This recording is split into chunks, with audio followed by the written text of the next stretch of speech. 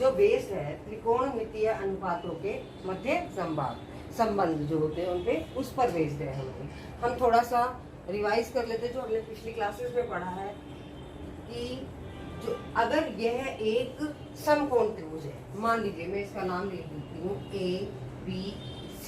ABC एक समकोण त्रिभुज है और कोण B पर हमारा समकोण है, तो कोण B या समकोण के की जो सम्मुख भुजा है AC ये हमारी कहलाएगी कर्ण, या इसको हम कहते हैं H से डिनोट करते हैं।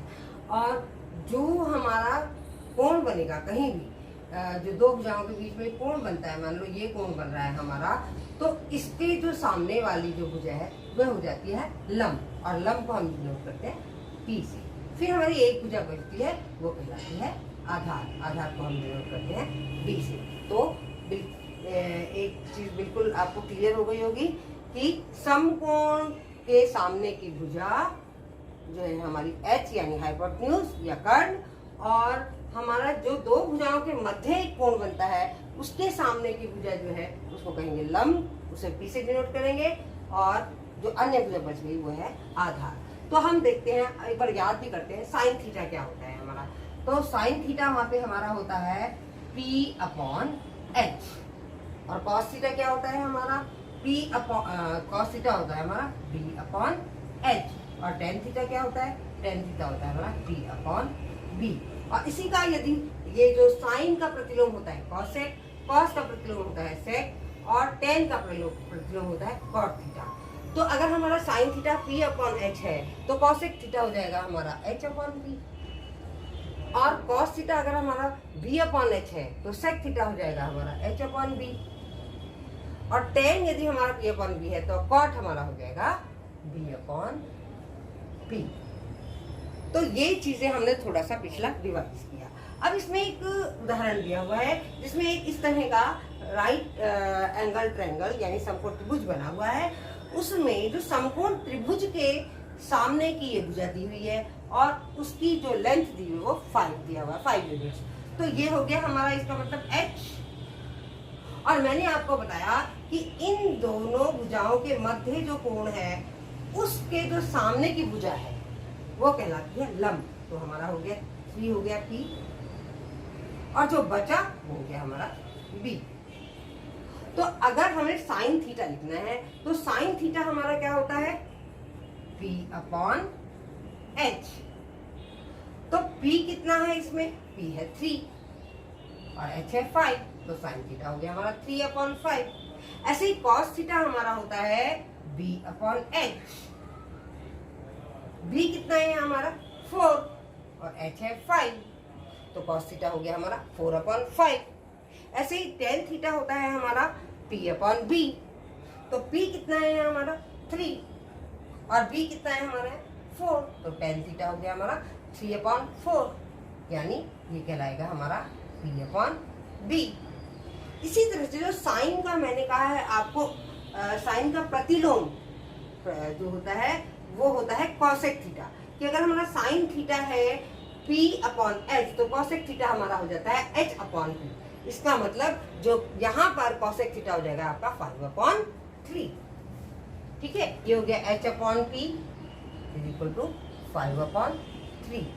अब ये कॉस हमारा B/H है तो सेक हो जाएगा हमारा H/B, तो ये हो जाएगा हमारा 5/4।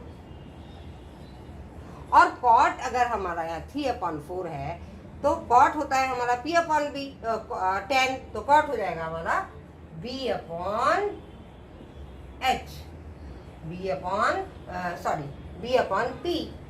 तो ये हो जाएगा हमारा 4/3। इस तरह से हम इनका प्रतिलोम भी निकाल सकते हैं।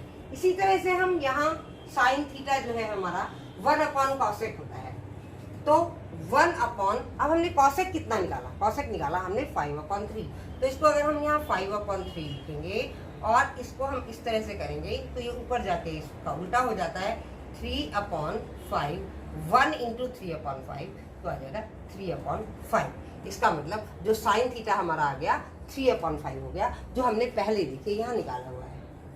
ऐसे ही कॉस थीटा होता है हमारा 1/sec, तो sec थीटा हमने कितना निकाला यहाँ 5/4, तो 1/5/4 that is equal to 1 into इसका इनवर्स ले लेंगे 4/5 और ये हो जाएगा आपका 4/5। देखिए हमने यहाँ cos थीटा जो है 4/5 है और यहाँ भी हमारा 4/5 है। सेम हम tan थीटा को भी कर सकते हैं। tan थीटा को करने का एक और तरीका हमारा होता है, जैसे tan होता है 1/cot।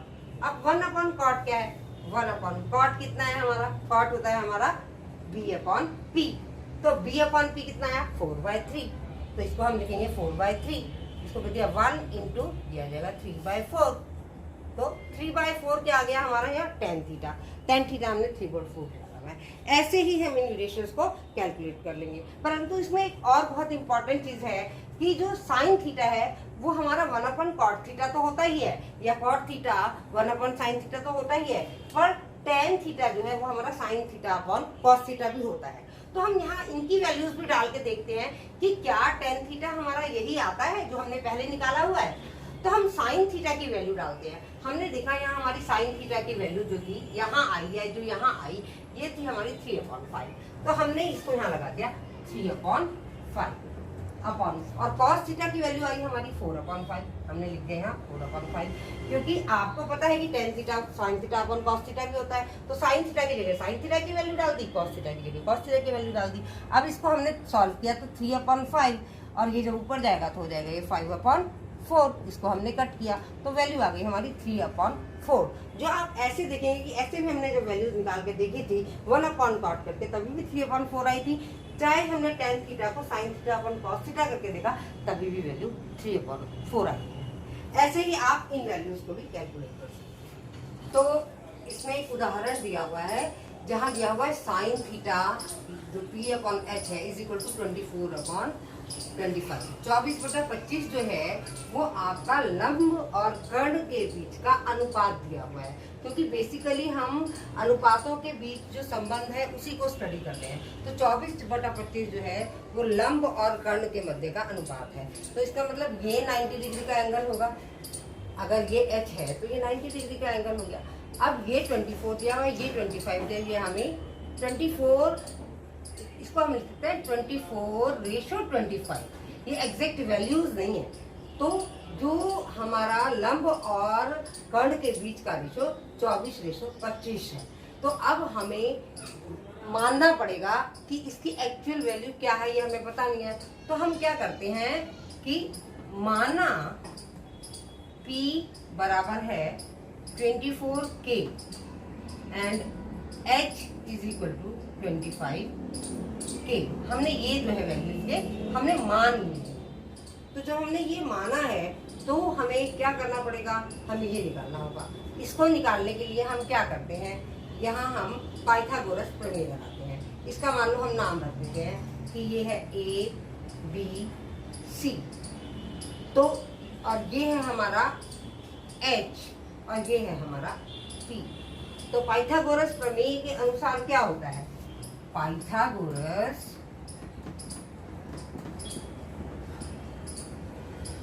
प्रमेय को जब हम अप्लाई करते हैं तो उसमें क्या कहा जाता है कि कर्ण का वर्ग, इसका मतलब h² is equal to p² plus b²। अब यहाँ हमारे पास h दिया हुआ है और p दिया हुआ है, b नहीं दिया हुआ है, तो it means b² is equal to h² minus p²। अब h जो है हमारा हमने माना है 25K, सो 25K स्क्वायर माइनस P हमने माना है 24K whole square, this is equal to B²। इसको तो अब हम B² जो है हम देख रहे हैं, तो ये इसका जो स्क्वायर आ जाएगा वो आ जाएगा 625K square, B² is equal to 625K square minus इसका स्क्वायर होता है 526K स्क्वायर। अब हमें B निकालना है, ओनली बेस निकालना है, बेस का स्क्वायर नहीं निकालना है, तो हम इसका कर देते हैं under root of 625K square minus 576K square. This is equal to, हम 625 में से 576 को माइनस करते हैं तो हम ये देखेंगे, यहाँ आ जाएगा 9 और ये आ जाएगा 4, तो आ गया ये अंडर रूट ऑफ 49 के square which is equal to 7 के। तो हमारा b कितना आ गया 7 के। इसका मतलब ये जो हमने ये हमें फाइंड आउट करना था, ये आ गया हमारा 7 के। अब देखिए p हो गया 24 के, h हो गया 25 के, ये तो हमें दिया ही हुआ था, हमने माना है, और हमारा b इज इक्वल टू आ गया 7 के। अब इन सभी वैल्यूज को आप इसमें पुट करके उसका अनुपात निकाल सकते हैं। अच्छा, जब भी त्रिकोणमितीय अनुपातों के मध्य संबंध निकालना है या त्रिकोणमितीय आपको अनुपात निकालने हैं तो उसमें आपको बेसिकली 6 चीजें निकालनी होती है, sine theta, cos theta, tan theta, और इनके जो इनवर्स है, साइन का इनवर्स, कॉस सेक, कॉस का सेक, और सेक टेन का कॉट। अब जैसे साइन थीटा अपॉन ये जो साइन थीटा है p अपॉन h है, तो हमने यहाँ देखा p कितना है हमारा, तो ये p है हमारा 24 के और h कितना है 25 के। तो अब इसको अगर हम k को k काट देते हैं तो ये आ गया 24 अपॉन 25। अब ऐसे ही b कितना है हमारा 7 के और h कितना है हमारा 25 के, तो ये k से k कट जाएगा तो हमारा b अपॉन h मतलब कॉस थीटा हो जाएगा 7 अपॉन 25। ऐसे ही ये आपका होता है टेन थीटा, क्या होता है sign theta upon cos theta. अब साइन थीटा कितना है 24/25, कॉस थीटा कितना है 7/25। इसको जब हम करेंगे यहाँ इन्वर्स ले जाएंगे तो 25 से 25 कट जाएगा और आ जाएगा आपका 24/7, ये आपका हो जाएगा टेन थीटा। और अदरवाइज भी अगर आप टेन थीटा देखेंगे तो टेन थीटा आपका होता है p अपॉन b। p क्या है 24 और b क्या है 7, तो ये आ जाएगा आपका। इसी तरह से इनके इनवर्स भी आप कर सकते हैं। कॉसेक क्या होता है 1 अपॉन साइन, तो 1 अपॉन साइन क्या है, साइन कितना आपका आया हुआ है, साइन आपका आया हुआ है 24 अपॉन 25, तो यहाँ आप अगर 24 अपॉन 25 लिखेंगे तो ये आ जाएगा 1 into 25 upon 24, that is 25 upon 24 आपका आ गया कॉसेक थीटा। ऐसे ही कॉस का जो सेक है वो इसका इनवर्स हो जाएगा, उसको 25 अपॉन 7 लिख देंगे, और जो कॉट थीटा है वो टेन थीटा का इनवर्स हो जाएगा, इसको 7 अपॉन 24 लिख देंगे। तो इस तरह से इनकी रेशियोज निकाल देते हैं। अब इनमें कुछ क्वेश्चंस हैं जो हम आगे देखते हैं। इसी तरह का जो मैंने एग्जाम्पल आपको बताया कि इसमें रेशियोज निकालने है, पहला क्वेश्चन है जिसमें साइन थीटा आपको 5 अपॉन 13 दिया हुआ है। ऐसे ही आपका ये हो गया p अपॉन h। ऐसे ही मानकर इसी उदाहरण की तरह बिल्कुल सेम ये क्वेश्चन आप सॉल्व करेंगे। उसके बाद इसमें सेकेंड क्वेश्चन जो आपका दिया हुआ है इस वर्कशीट में, वो दिया हुआ है कि कॉट थीटा, याद कीजिए कॉट थीटा अगर टेन थीटा है 15 अपॉन 8, तो अगर टेन थीटा 15 अपॉन 8 है तो कॉट थीटा 8 अपॉन 15 हो जाएगा। और साइन थीटा दिया हुआ है √3 अपॉन 2, तो अगर साइन थीटा √3 अपॉन 2 दिया हुआ है तो कॉसेक थीटा 2 अपॉन √3 हो जाएगा। ऐसे ही सेक थीटा ज्ञात करना है, अगर कॉस थीटा दिया हुआ है तो कॉस थीटा अगर 1 अपॉन √2 दिया हुआ है तो सेक थीटा √2 अपॉन 1 और √2 हो जाएगा। फिर थर्ड क्वेश्चन इसमें दिया है कि if the sine theta is equal to 3 upon 5 and cos theta is equal to 4 upon 5, तो टेन थीटा और कॉट थीटा ज्ञात कीजिए। अब देखिए sine theta 3 upon 5 upon cos theta 4 upon 5, तो 5 से 5 कैंसिल हो जाएगा, तो 3 अपॉन 4 आपका टेन थीटा आ जाएगा, जैसे मैंने कैंसिल करके दिखाया है। और उसके बाद टेन थीटा अगर आपका आ जाएगा 3 अपॉन 4, तो उसका इन्वर्स करेंगे तो 4 अपॉन 3 जो आपका है कॉट थीटा हो जाएगा।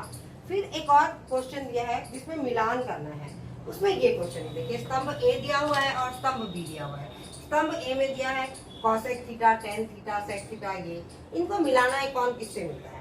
अब कॉसेक थीटा क्या होता है, कॉसेक थीटा होता है 1 अपॉन साइन थीटा, ये इससे मिल जाएगा।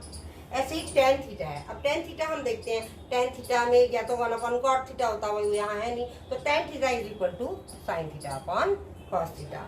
अब सेक थीटा है, सेक थीटा को हम क्या लिख सकते हैं, इसका 1 अपॉन कॉस थीटा, एक ही बात है, चाहे हम 1 अपॉन कॉस थीटा लिखें या सेक थीटा लिखें। ऐसे ही 1 अपॉन सेक थीटा दिया है तो हम उसको कॉस थीटा लिख सकते हैं, तो इसको इससे मिला देंगे हम। इसकी जगह हम ये लिख सकते हैं, इसकी जगह ये लिख सकते हैं। ऐसे ही जब कॉट थीटा दिया हुआ तो कॉट थीटा को 1/tan थीटा लिख सकते हैं या 1/tan थीटा को कॉट थीटा लिख सकते हैं। इस तरह से आप अपने वर्कशीट को सॉल्व करेंगे। धन्यवाद।